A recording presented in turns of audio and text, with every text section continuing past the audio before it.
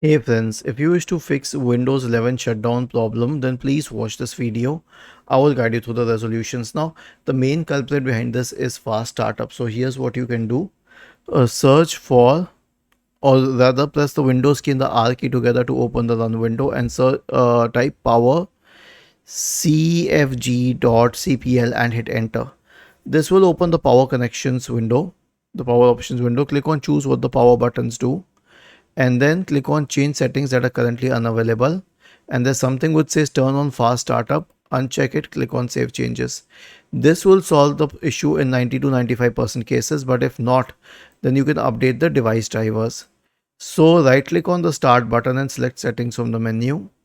Now go to the Windows Update tab on the list on the left hand side. Select advanced options, select optional updates and install all the optional updates. The next solution is a clean boot just in case a third party software product is preventing it. So search for system configuration in the Windows search bar and go to system configuration. Go to the services tab. Check the box associated with hide all Microsoft services.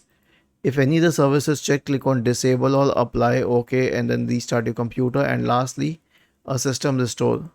Search for recovery in the Windows search bar and go to recovery. Click on open system restore.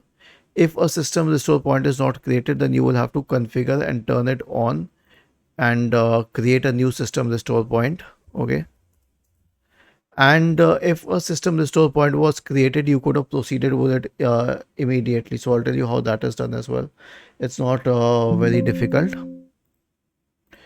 Click on open system restore. Click on next. Choose the restore point, next, finish, and then click on yes. Was this helpful? If yes, then please subscribe to the channel. If not, then let us know in the comment section of the video on how we could help you further.